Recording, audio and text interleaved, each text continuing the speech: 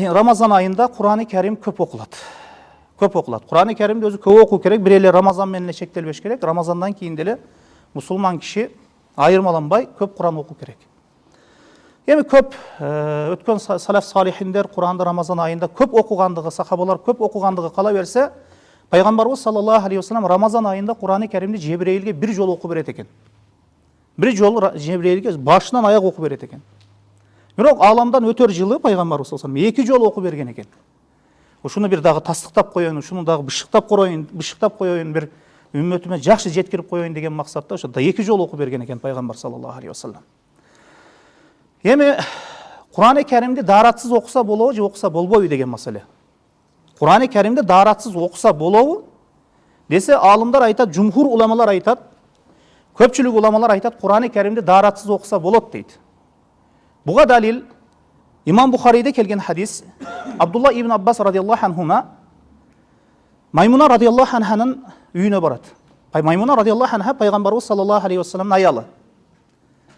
Anan oşol bargandan maksat Peygamberimiz sallallahu aleyhi ve sellem bir tünü ibadat kılganın köröyin degen maksatta barat. Anan deyit, Peygamberimiz sallallahu aleyhi ve sellem tündün jarımında je kiyinçirek turdu deyit. Turup Ali İmran suresinin 10 ayatını okudu deyit.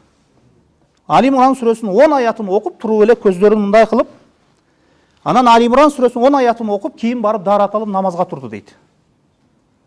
Mına uşul hadiste alımlar dalil kılıp daarat Kur'an'da daaratsız okusa bolot deydi.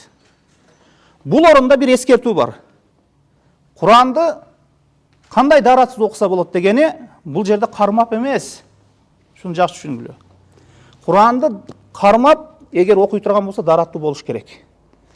Al эми Kur'an'da karmabay, jattagan süresini oğuz ekimday aytıp okuy turgan bolsa, anda daarатсыз okusa bola берет дейт алымдар, көпчүлүк алымдар. Бирок Kur'an'da кармаган кезде, kim Kur'an'da açıp, mushafты açıp okuy turgan bolsa, daarатсыз болуш керек дейт. Кала берсе, ол жерде Kur'an тура турган болсо, ушуну бирөөгө берип кое турган болсоңуз дагы алымдар айтат, Kur'an'da не daarат болгон абалда берүү керек дейт.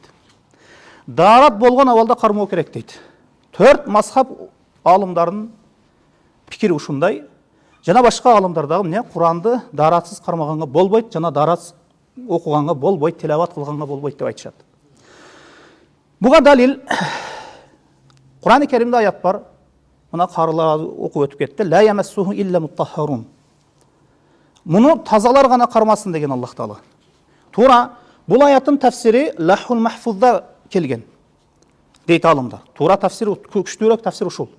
Allah Taala deyit, alımlar aytat. Lahul Mahfuz'da periştelerde bunu Kur'an-ı Kerim'de taza Allah'ın kelamını, Allah'ın sözünü taza perişteler karmayt degenden keyin Lahul Mahfuz'da.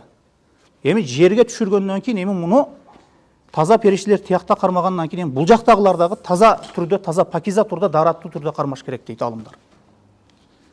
Бул аяттан далил. Кийин ла ямассу илля тахир деген хадис бар. Муну таза киши гана кармасын деген хадис бар. Пайгамбарыбыз саллаллаху алейхи ва саллям.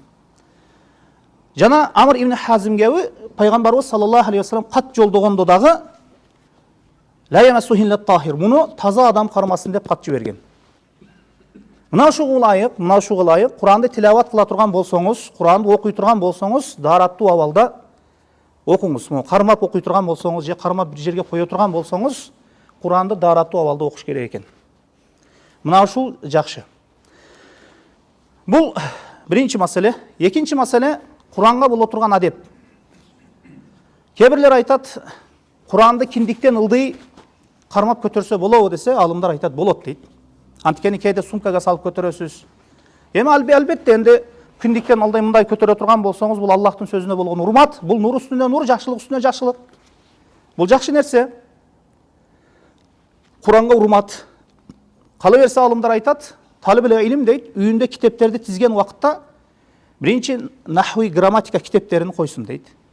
Андан кийин анын үстүнө хадис китептерди койсун дейт. Полкага койгондо биринчи астына нахви грамматика китептери коюлсун дейт. Андан кийин хадис китептери коюлсун дейт. Андан кийин үстүнө Куран китепти койгула дейт. Бул Куранга болгон адеп дейт. Анан Куранга болгон адеп, Куран бул жерде тура турган болсо, бутуңуз менен жаткан кезде бирдей боло турган болсо, Куранга бутту сунуп жатып болбойт дейт. Бул адепсиздик дейт алымдар. Бирок бутту сунган кезде мындай текчеде бийик жерде тура турган болсо боло берет дейт алымдар.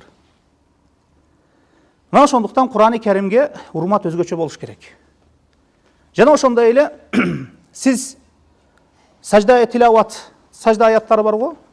Ошондо окуп анан сажда кылайын десеңиз, бир бийигирээк жер жок экен, анан жаныга коюп туруп сажда кылсаңыз боло берет дейт алымдар.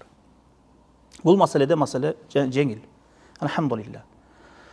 Бирок Кур'ан-ы Керимди үйдө болсун, башка жерде болсун, таза жерге, бир бийик жерге койгонго аракет жасообуз керек. Бул Куранга болгон урмат. Анан Куранга болгон урматта дагы чектен чыгып кетпөө керек. Кээ бирлер чектен чыгып кетет. Карасаңыз, Куран боло турган бөлмөдө, комнатада мен бир жолу да даратсыз кирбедим дейт. Кээ бирлер айтат. Бул туура эмес. Мен бир жолу да даратсыз кирбедим дейт. Кээ бирлер айтат, Куран болгон бөлмөдө аялына жакындык кылса, кошулса болбойт дейт. Анткени Курандын урматы бар дейт. Сахабаларда 3-4 комнат, 2 комнат, 3 комнат үй болгон эмес. Сахабаларда бир эле комнат, аш кетсе 2 комнат үй болгон. Аларда мусхаф, эми мындай китеп болбосо дагы, кээ бир аяттарда мусхафтар кагазга жазылып, терилерге жазылып коюлган. Ошол эле үйдө турган. Жана ошондой эле мен Куран турган бөлмөдө уктабадым дейт, эч качан дейт. Эмне үчүн? Эгер жел чыгып кете турган болсо, Куранга эме болуп калат дейт. Сахабалар бир эле комнатада жашаган, 2 комнатада, 2 бөлмөдө жашаган, бирок ошол жерде мусхаф аяттар жазылып турган, ошол жерде уктаган, ошол жерде тамак жеген, ошол жерде үй бүлөсү менен жүргөн. Ошондуктан мындай Куранга урмат маселесин да чектен чыгып кетпөө керек. Куранга урмат бар. Ошондуктан Кур'ан-ы Керимдин орду ага болгон урмат жүрөгүбүздө өзгөчө болуш керек. Аллаху алам, саллаллаху ала Мухаммадин ва алейхи ва сахбихи ва саллам.